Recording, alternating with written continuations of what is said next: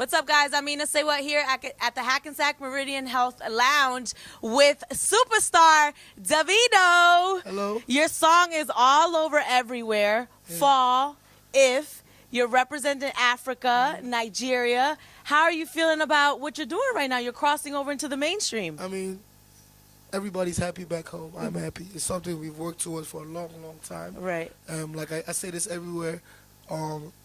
When it's when you don't expect it to happen. So I didn't expect it.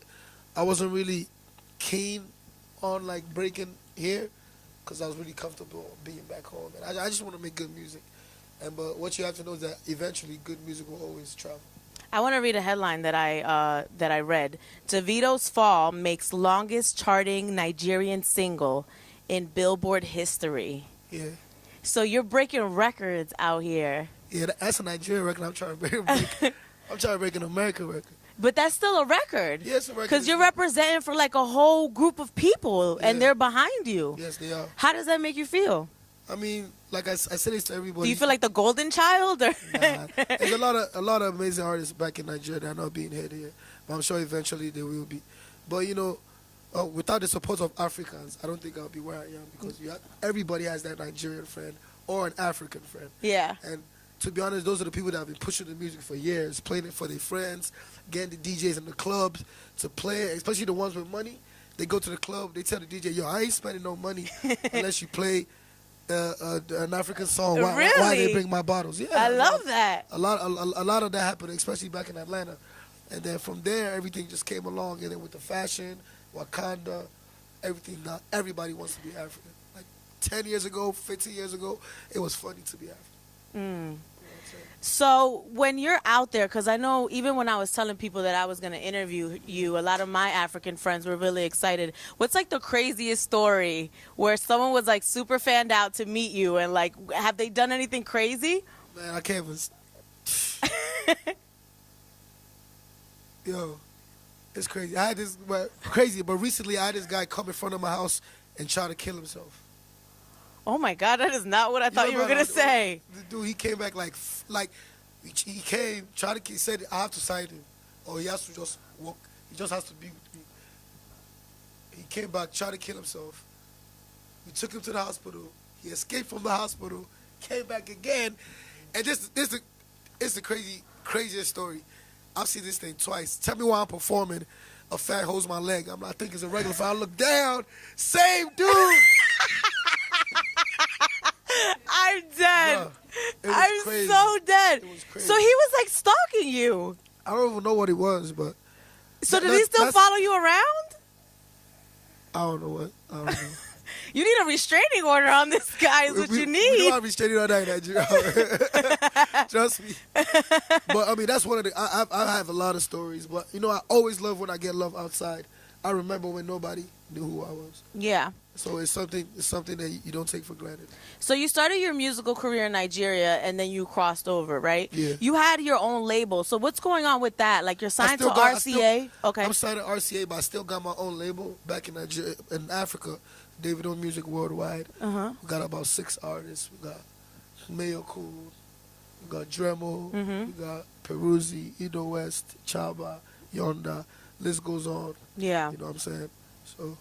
There's a lot of like African artists now that have been making Afro beats and the music that you're making that we're trying to like cross over, and you're probably the biggest one that has. Yeah. Have you talked about like collaborating with some of them? Like the African ones? Or Yeah, like the other artists. Of course, those are my friends. Like who? Tell me about some collaborations. I mean, I have a lot of collaborations with like Africans, like in Nigeria, but I'm talking about like, I've done songs with all of them. Yeah. Everybody, basically. Like I said, I'm like 10 songs after Fall. Yeah. So y'all probably, after Fall, I'm sure when Fall does break, by the grace of God, from there, everything's just going to be falling in, and the new record's going to come, the old record's going to come. Right. Like, you know what I'm saying? So Fall's top 25 right now, radio. It's like one of the top stream songs on Shazam. Yeah. I want to talk about the lyrics a little bit, and we kind of went over this. Money fall on you, banana fall on you, Prada fall on you. What was going on in your life where these lyrics came to you? I mean, really, money fall on you. like I actually recorded Fall in Atlanta. I was on holiday in Atlanta, and my producer Kid Dominic came with me from Nigeria. And I think we went to the strip club like a day before, and I spent a lot of money. How much money? I spent a lot on the strip. So what's the most money you spent at a strip club? I won't say most, but probably the most I probably ever did, probably like 10 racks. Not crazy. And just easy. Do you write that off on your taxes? Like, how does that work? Oh, nah, she set me up. I spent 1K. I spent 1K in 10 months.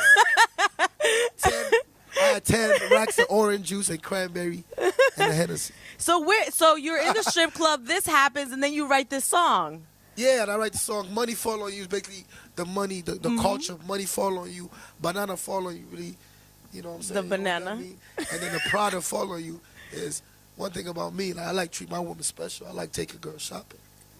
Oh, but love it. You have a girlfriend though, right? Yeah, I ever had one. I mean, all my girlfriends. So what tell me about your fashion sense. Like, what do you like to buy? You know, what are your favorite brands? I mean, just different stuff. Whatever it's hot. Just anything, to be honest. Just anything, really. Yeah. I mean, Louis, Fendi. I'd say Gucci, but. Yeah. Are you boycotting Gucci? I mean, I haven't worn it since then. Yeah, really? And I just bought a lot of Gucci that day. So what'd you do with all your Gucci stuff? I didn't take it. Just left it. Okay, it's just there. Yeah. Tell me about some of the misconceptions about like Africa and Nigeria, because you come from a very wealthy family. Yeah. What do some people that are here in the States and United States watching think about Africa that's not true? One thing I'm happy, and I want to give a big shout out to the promoters in Africa that take their time and invest and take risks, and how will I say it? And you know, influence these artists to come, because a lot of people scared to come. You know, I just had an interview where the dude was telling me he came to Nigeria, almost got kidnapped and stuff. Everything really, it's just like in America. If you come to America with the wrong person, you're gonna be in the wrong hands. Okay. You know what I'm saying? You come to New York, they take you, you know what I'm saying, to the worst place, you get robbed. That's what you're gonna think about America, right? Yeah. You know what I'm saying? So I'm just happy that artists like the Migos came and I had hosted them. Yeah. The Migos were the first to come. I hosted them. I got really close with Quavo. Nice. And funny enough, after that trip, that's when Bad and Bougie blew up. Wow. That video they did of in Africa of Bad and Bougie, he did that video. Oh, your boy here? Yeah, he did. Come that over here. Wait a minute, sir. No, Oh, he's like, no. But he did that video. So if anytime you meet him, you can ask him. They know Nigeria has a special place in their heart. Yeah. Because when they left Nigeria, they went off. You know, after that, Casanova came. Yeah. I hosted Casanova. We shot the video. Nice. Tory Lanez didn't come. He didn't want to come.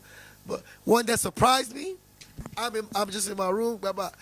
I get a text. Yo, this Lil Baby. I'm in Lagos. Because I heard he was coming for the show. Right. I was like, yo, there's no way Baby gonna pull up to Nigeria, bro. Q ain't called me. Ain't nobody even told me nothing. Really? And then, So he came. she just. So how did these people have your number? Did they DM you or? I have like somebody in my management team's real close with QC. Yeah. So he texted me like, yo, baby might pull up. He ain't sure yet. So last minute he told me, yo, Baby might be landing, but I wasn't sure. I ain't know what time. But as soon as Baby landed, he just texted me, yo, Davido, I'm in Lagos. I said, yo, Baby in Lagos, that's lit. I got the gang. I took everything. We took everything out. Picked them up with a 20-gun salute in the air. The Princess of Moon just showed out. And he wore the African the thing. Yeah. And what surprised me, backstage, he came to me like, yo, Davido, you think they're gonna know my music? I was like, you bugging. Man. I said, trust me. He said, you sure? I said, trust me, bro. Just chill. Just wait. They sang Every word. He came on stage so happy. Yes. You know, and after that, we went. I took him to the club. Next day, I took him to the beach, and I remember meeting him before. He was cool. You know when you meet somebody, but like the people around him just looking at you like. Right, they're trying to size you up. The same people came to Nigeria with him, and when they saw, you know, when they told me, they say they've never seen an individual be loved like this in their life. Wow. You know what I'm saying? I have people outside my house. I have people. My house is like the Statue of Liberty. Like Wow. people just come outside, they play games. Yeah, you sit outside, smoke. Girls walk by. It's crazy. How's your father feel about this? Because your father's the businessman, right? He far away. Is he in that house? And he's like, No, why no. all these people near my house? Nah. Do I need security? My dad, funny enough, my dad don't. He lived close by, but people respect me so much. They give him his privacy, like his respect is David the Bible. You know what I'm saying? My dad don't go out. You know, all he do is go to church, go to work, and the highest thing he will go to is my concert. He don't miss any of my shows. I love that. He wouldn't miss any of my shows for nothing. And if he had a party and you play other music, you don't play my music, you gonna get in trouble. So you're like the ambassador. Like people got to check in with you when they come to Nigeria. Oh, they have to. They know if they don't check it, they have no good time. They know. They're not getting banana money or Nothing, Prada. nothing. No, it's not that. It's just like it's not that. It's just that I'll show you the real side. I'm not gonna be fake and take you to the rich side and be like, oh, this is Nigeria. I'll take you to the rich side. I'll take you to the poor side. Yeah. You know, I'll take you everywhere. You know what I'm saying? You know what I'm saying? They embrace the love that my people showed them. You know what I'm saying? Yeah. You know what I'm saying? Like, I got goons too. Right. You know what I'm saying? But my goons, you know, it was love. So I noticed that, right? Even with Baby and his people. So when I came back to Atlanta and I went to the studio with Baby, the dudes that came to Nigeria, Yeah. they had told everybody else about African art. They love it, they excited. Like their eyes is open. Like I feel like they was disappointed of what they thought Africa was this whole time. You know what I'm saying? Yeah. Like this Christmas, everybody came to Nigeria and Ghana. Everybody. Nice. You know what I'm saying? Yeah. Talk to me about your political involvement in Nigeria a little bit, because Yeah. you talk about how people really respect you, and I know that you've been very vocal about the politics there. Can you talk about that a little bit? I mean, of course. I mean, I'm from a political family. My uncle was the governor. May his soul rest in peace. My uncle is currently a senator. Oh, wow. He ran for governor a couple of months back. He won, but then the government changed a lot of stuff. And we just actually the presidential elections was 2 days ago. Yeah. 2 days ago, and a lot of people are not happy. You know what I'm saying? But you know what I'm saying? I fought. You know, I fought a lot. I got bashed.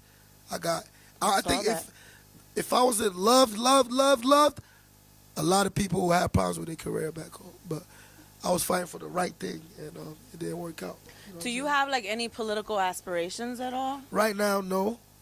You know what I'm saying? You talk about I'm top 25. I'm trying to get #1 right now. Right. That's what I'm thinking about. But I do, listen, most of the reason I did is because I have the voice and I have the power. Yeah. They're the voiceless. They don't have I know I have the power. You know what I'm saying? A lot of people don't have the power to speak out, or they're scared that this and that. But, you know what I'm saying? It's like, basically, it's like when you know the government, I perform for the government a lot of times. I have a lot of friends in the government. Yeah. But when I see it affecting my fans, I'm going to talk. You know what I'm saying? Yeah. So that's basically what it was. I had no political aspirations. It was just that the first time I ever seen my uncle win, I seen it with my eyes. I was there, and then like they just switched it. I never seen that in my life. Yeah. So seeing that really made me hurt. Like, yo, you know what I'm saying? But you know what I'm saying? It is what it is. Do you want to do anything like build schools or anything like that, like to help the community? Yeah, of course. My dad has a school actually. My family. Oh has- wait, so I read that your dad built a music school Yeah. so that you can go and study music. Yo, what No. what kind of boss move Listen, is that? nah, like, nah, oh, I'm let gonna me just tell you. build a school Nah, that's not for what my kid. That's not what How did it That's happen? not what happened at all. Anyway, my dad built a school. That's apart from it. But in the school I was in, the only reason they couldn't have a full music program is because they couldn't build the state-of-the-art studio. I could have gone to school. I could have done the music business and learned how to read notes and all of that. But I wanted to read music technology. So my dad built a Yeah. studio for the school, which a lot of students are benefiting from. Right? Nice. But we built a separate school, and the music school is named after me. Wow. So what's the name of the school? Named Adeleke Music School. Oh, so how do you say your last name? Adeleke. Adeleke. Adeleke. Yeah. I love that. Does that make you feel like, damn, like there's a school after me? Like I'm influencing generations of people like me. And half of the school is on scholarship. Shut up. Telling you, free. I love that. Free accommodation. Have you talked to Akon? Because Akon is one of the first Africans that I met that were very like influential in the music and in the politics. Have you guys touched base at all? What?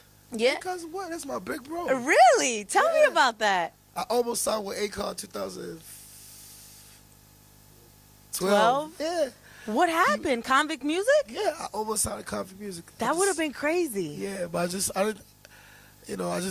didn't think America was ready for me at that time. Okay. And I was still trying to pull my grounds up in Africa. But Akon did a lot for us.